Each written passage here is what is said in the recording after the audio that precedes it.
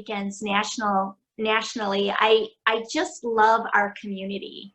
I love this town, and I love the women in this town, and I feel like that Rockford, while it has made, you know, the critics list, you know, over the years, and we've gotten some bad rep, I always think whenever anyone comes to Rockford and they spend any time at all with our community, they leave in love with Rockford. And that certainly has been true of any of my traveling guests who have come through, have always felt embraced and accepted by this community. So I am so happy to be here and be invited into this beautiful circle of women, of my neighbors.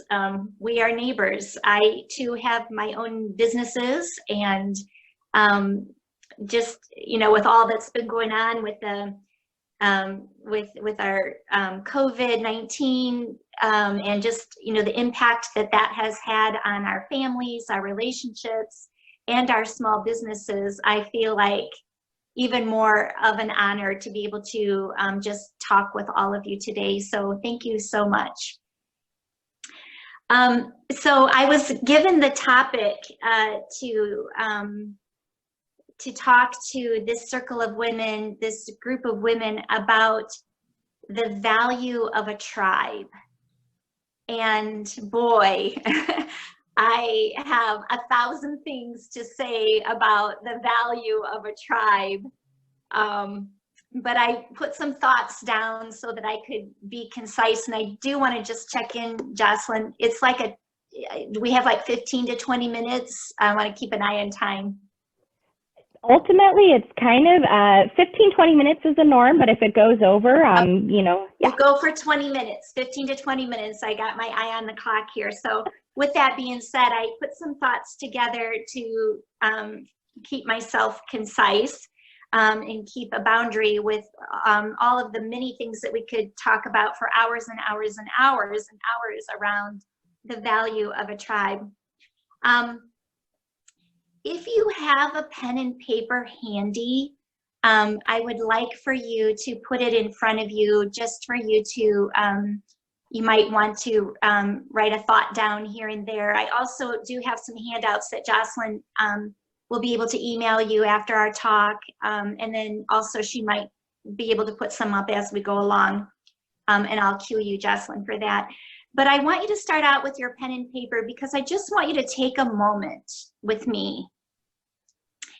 And the moment that I want you to take with me is just a moment of reflection.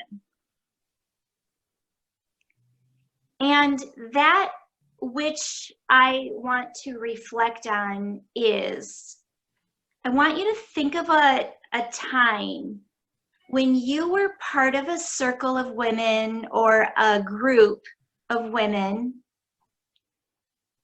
and you felt so safe, and you felt like you belonged with this group of women. You felt, you experienced safety and trust and encouragement. You felt supported. You truly knew that this is where you belonged.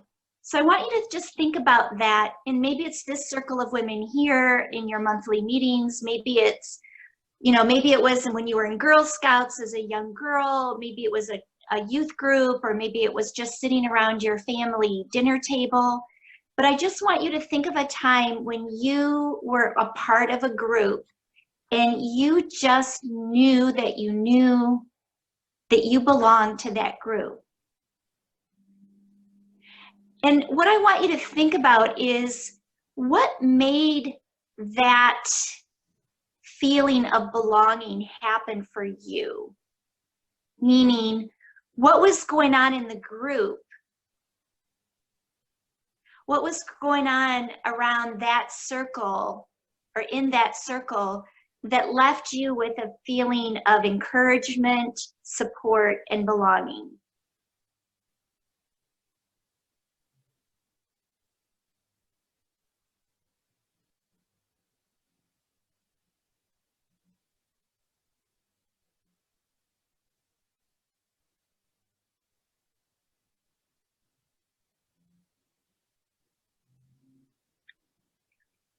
And if any of you, if it came to you quickly, and if any of you could just like say one thing that was happening, like one or two words, just out loud.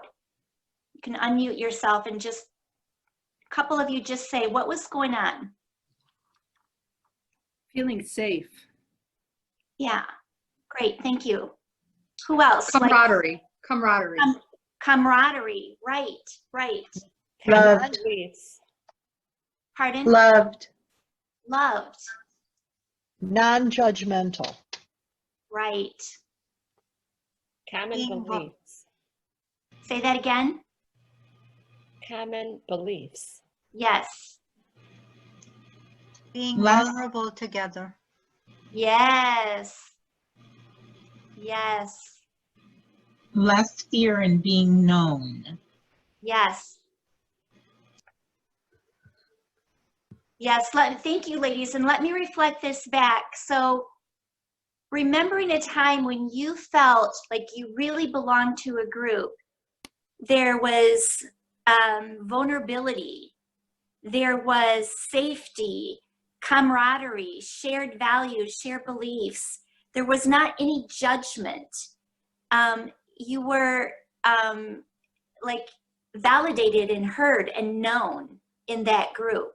That's what happened when you were in a circle and you left feeling like, oh, I belong.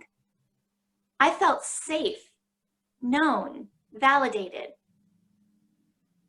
And I'm sure many of you had many other things that perhaps would come to mind that made that work for you. Now, I would like for you to take another moment with me to reflect on another scenario. And that is, I want you to think about a time in your life when you were sitting in a circle of women or a circle of people. Again, maybe it was, you know, a circle when you were a little girl in Girl Scouts, or maybe again, it was sitting at your family table, or maybe it was at college, or maybe it was, you know, at a dinner party, or, you know, et cetera, et cetera, et cetera. But I want you to think of a time when you were sitting in a group when you didn't feel like you belonged. It wasn't safe for you. You left that group feeling ridiculed, criticized, rejected. And so take a moment and think about your own personal experience of when that was true for you. What was happening in that circle, in that group, in that community that left you feeling less than, judged, criticized, rejected? What was happening in the surroundings that led to these painful results? And again, take a minute to think about it, and then you may just, a couple of you just pop out loud what comes to you.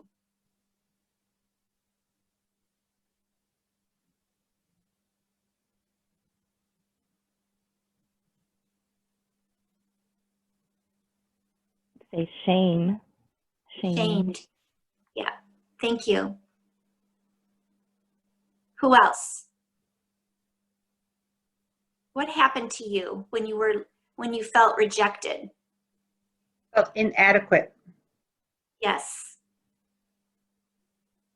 Not seen or heard. yes, Undervalued. Violations of trust. yes, that's a good one. A big one, I should say, not a good one. That's a big one. Right.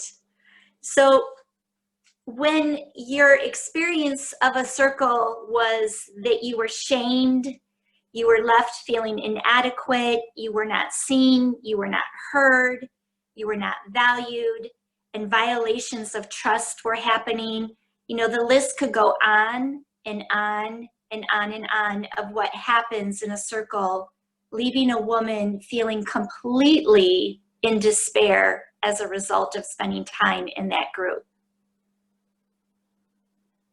So we as women have all experienced probably both sides of that coin at one time in our lives. And I, again, want to honor the women on this call that have made a decision to do it different, to do it differently than the experience of making women feel less than or rejected, but that this is a collaboration of women that want to create opportunities for women to feel a part of something and to belong to something. And so again, I admire you and I value you for that. So maybe many of you have heard this before, but it's worth saying again. And that is that research shows that little girls play differently than little boys. Little girls play from a place of intuition. They have an internal knowing. And the internal knowing for little girls is to keep the playing field level. Our instinct as little girls and what becomes eventually young women, our instinct is to equalize. Women put a value on everyone being the same. Little girls will smile, they will hold hands, they share, they compliment, and they do small favors for each other. This is how little girls learn to play.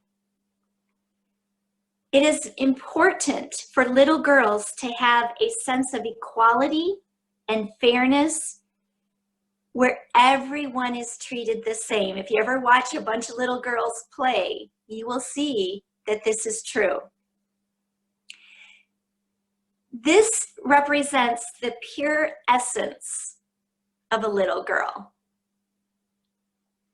who becomes a young woman, who becomes an adult woman, who becomes an elderly woman.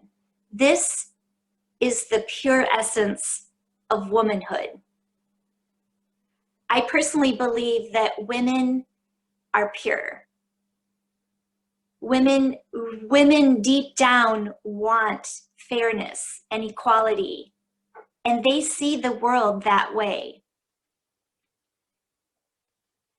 And thus we fight for those rights. But trauma and abuse leave women with a feeling of less than. A woman who struggles with low self-esteem is also a woman who experienced trauma or abuse. This wound that she experienced in her developmental years does not have an expiration date, leaving this child who grows into a young woman and becomes an old woman in a state of survival, feeling threatened, feeling rejected. She will still try to equal the playing field. Mean girl energy is simply a force of survival. When a wounded woman sees other women rising to the top, it leaves her feeling insecure, less than, thus viewing those women as competition. To level the playing field, this scared woman will gossip, she will undermine, and she will do small public acts of humiliation. Her goal would be to hold others back and make others small. Her attempt is simply to save a seat at the table. She's just trying to feel equal. Bringing others down levels the playing field. These women are not unlike all of us women. in that they are looking for a space in the world where they can experience that feeling of belonging, being seen, being heard, validated, honored, celebrated, healed, accepted, supported. Again, all women, no exception to the rule, are looking for a space like this, a space to belong. The difference between an empowered woman and a disempowered woman is one thing. There's only one thing that differentiates an empowered woman and a disempowered woman. An empowered woman who is thriving and a disempowered woman who is only surviving. The difference is, do you girls know what it is already? The difference is support. Support. Support is the difference between a woman who is empowered and a woman who is disempowered. Support is the difference between a woman who stays in an abusive situation or a woman who leaves an abusive situation. The difference between a woman who takes a risk and tries something new and a woman who stays complacent and fits into the status quo is support.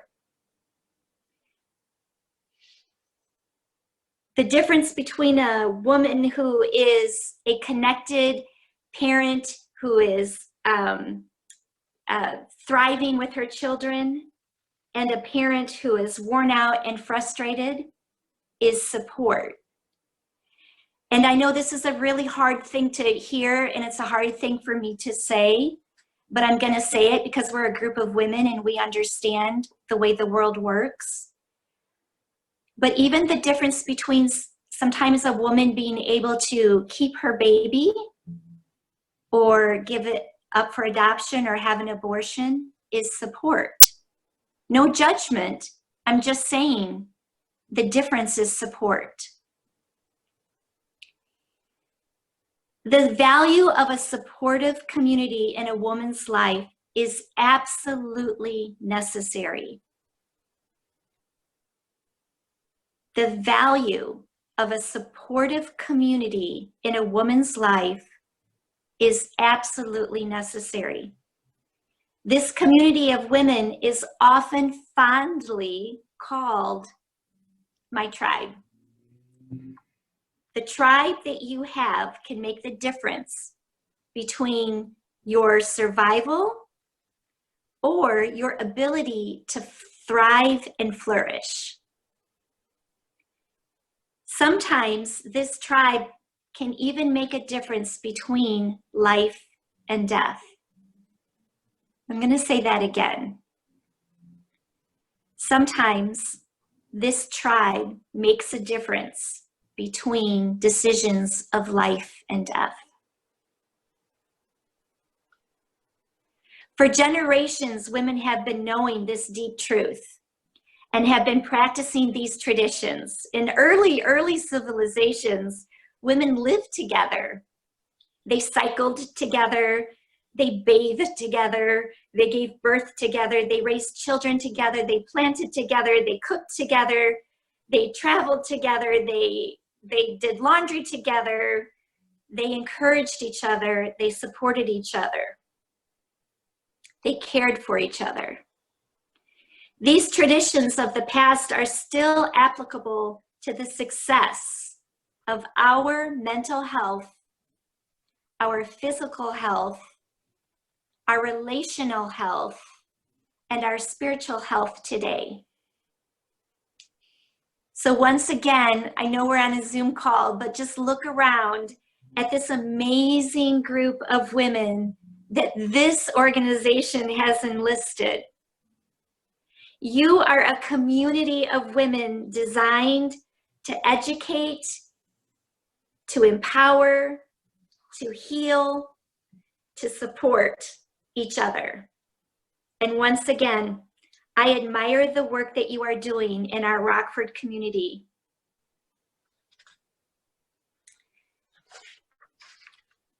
I would like to share with you some practical steps on how to continue to create these amazing circles for women. I want to give you some practical steps on how to continue to create a tribe of women that makes it safe and creates a sense of belonging, where there is no judgment, where women experience supportive, encouraging, healing energy. I'd like to offer you some practical steps that really make a tribe work. So I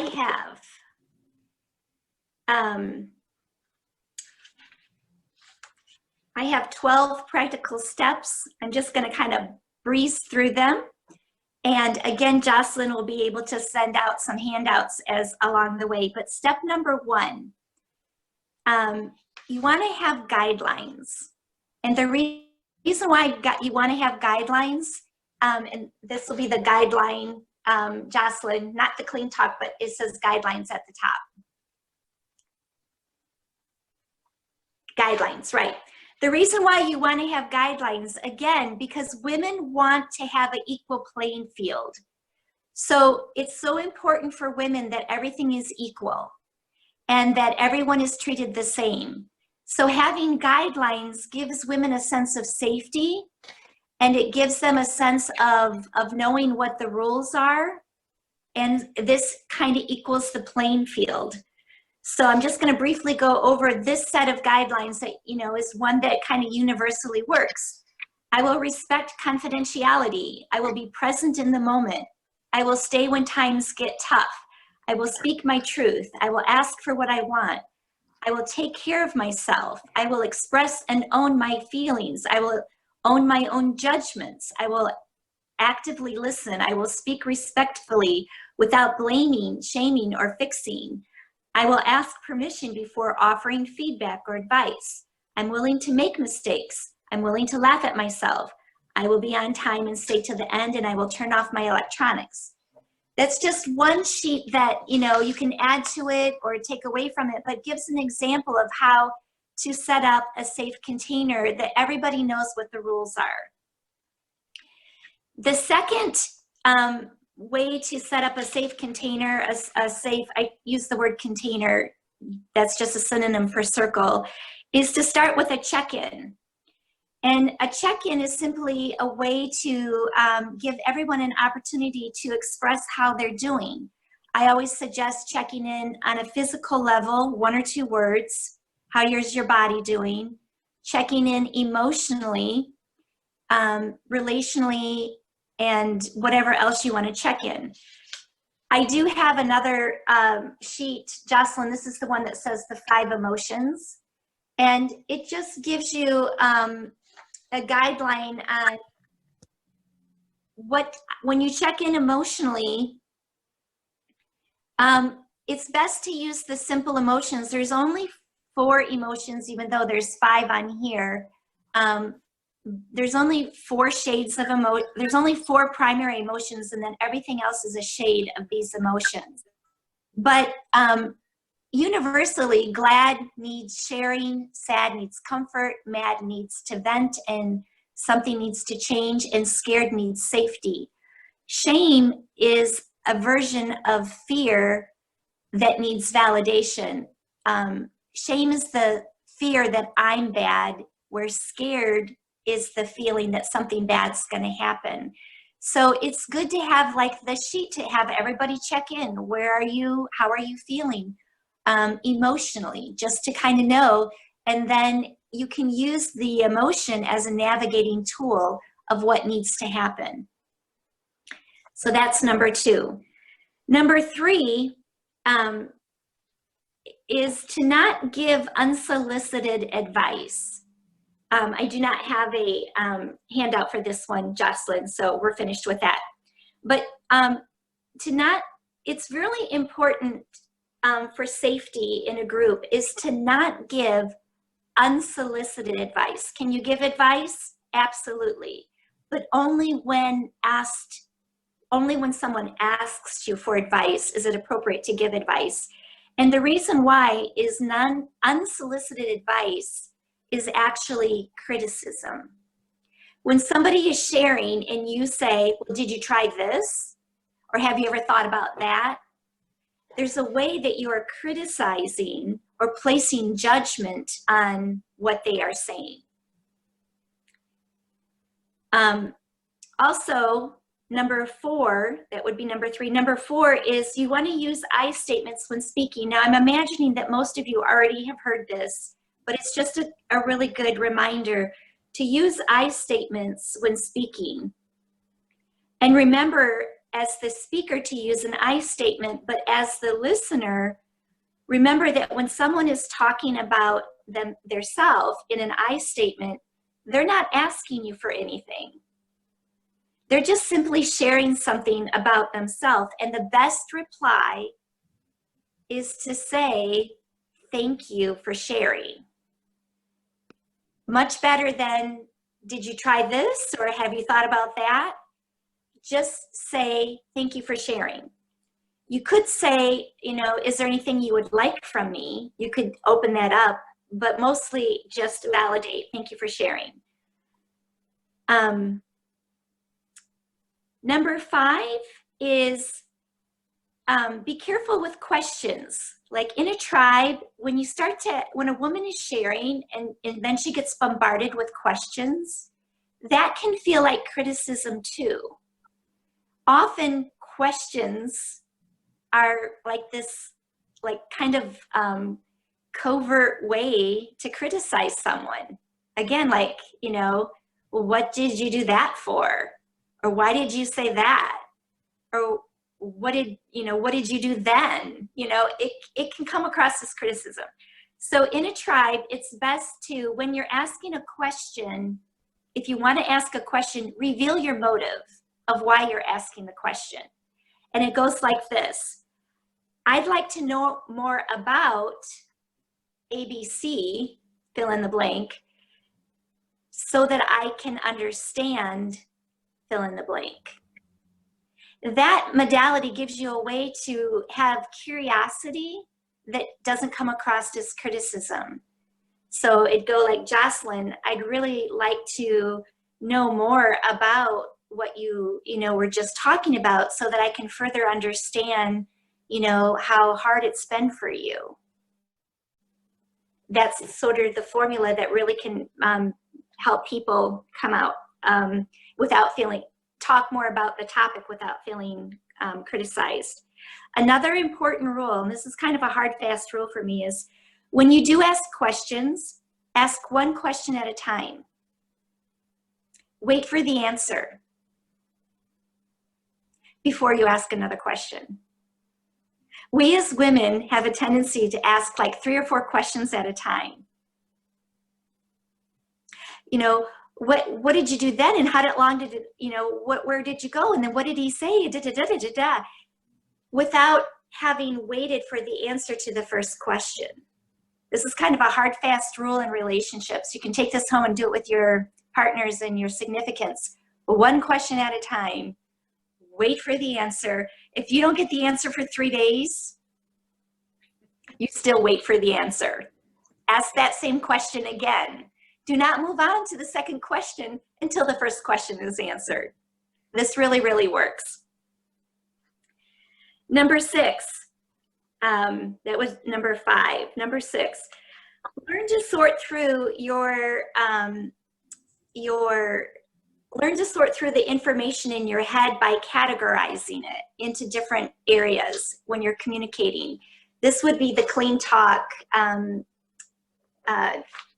handout, Jocelyn.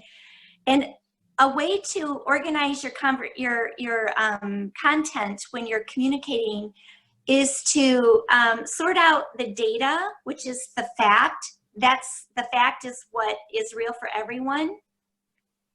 And then discover what is your judgment or your assessment, your opinion, the story you made up about the judgment. And then express your feeling, your emotion about the data or the judgment. And then learn how to make a request, something that you would like moving forward. And if you can't have that, what will you give to yourself? This is a good practice, and Jocelyn will be able to email that out, but just a way for you to organize yourself when you're communicating in a tribe. Especially if there's a conflict that you want to resolve, use this format. Here's the data, here's my opinion about the data, here's what I'm feeling about it, here's what I would like from you moving forward, and if you can't give that to me, this is what I'm going to give to myself so that I can continue to move forward.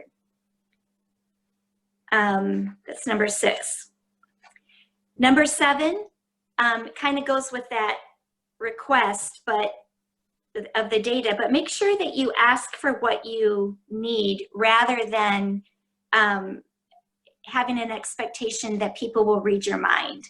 Now, I imagine, again, everyone here knows that, but it's just a good reminder that it's so important as women that we make a request or ask for what we need or want, rather than setting an expectation that someone would know that because they can read our mind. It's number 7. Number 8 is to attune, meaning, pace yourself. Are you dumping so much information in a conversation that the other person isn't able to stay with you because they're getting flooded? So you just want to make sure that you're attuning.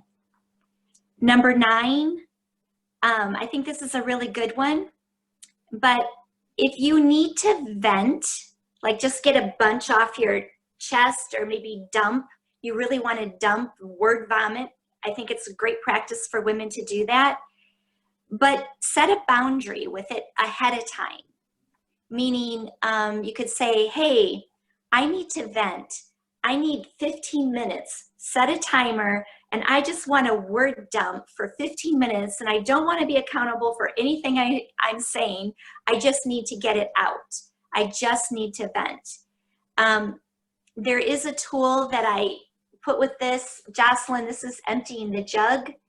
And that tool is simply a way that you and another woman can get together and just empty out all of the emotional baggage that we hold, starting with anger that we hold in our throat, sadness we hold in our chest, fear we hold in our stomach, and then joy is at the bottom of the barrel, bottom of the jug that we hold in our pelvic. But this is a guideline on how to just vent. The listener says, what are you mad about? The speaker just says everything that they're mad about. And the listener says, thank you for sharing. Is there more? And you just keep doing this until you're done being mad. Then you move into sad, move into scared, and move into glad. But this is a really good venting tool. I say that people can receive great benefit and value in their life if they have someone they can vent to on a regular basis, maybe even every day. You can take 10 minutes, you can take 20 minutes, you can take an hour, but definitely set a boundary around time so that you don't get stuck in a situation and have to put the boundary in the middle of it. Because when we forget to set boundaries in the beginning around our time or our resources or our conversations, then often we have to set a boundary in the middle, and then we have to disrupt the connection, which leaves women feeling like a burden or feeling rejected or feeling like they've done something wrong. So it's really important to always set the boundaries around time, resources, and content of topic in the beginning rather than in the middle or at the end. Okay, that was number 9. Number 10, validation, validation, validation, validation. Always validate your partner, your sister, your friend before you switch gears, changing the topic or talking about your reactions. So you always want to validate and say, thank you for sharing. I heard you say, boy, I really understand where you're coming from, some kind of validation thing before you start talking about yourself or you change the topic. Very, very key in leaving people with a sense of safety and belonging. That's 10. 11 is care about what stresses each other. If you know someone who's stressed, care about it. It's that simple. Enough said. And number 12, do small acts of kindness. Again, this is how little girls play, by doing small acts of kindness. So, ladies, these are the tips. These are the practical, 101 things that really make a tribe work. And again, Jocelyn can send these out to you. I can email her these 12 tips again, and then she can send them out if you guys would like that. But I want to leave you with this thought. It isn't our mission to save our seat at the table. Rather, our mission is to make room at the table for other women to join us. Every woman, no exception to the rule, every woman will thrive in an environment where shame is lifted, where judgments are suspended, where encouragement is spoken. I want to thank you so much for this time together, and many, many blessings to you as you continue to go out into the city and bring women to the table. Thank you. Thank you.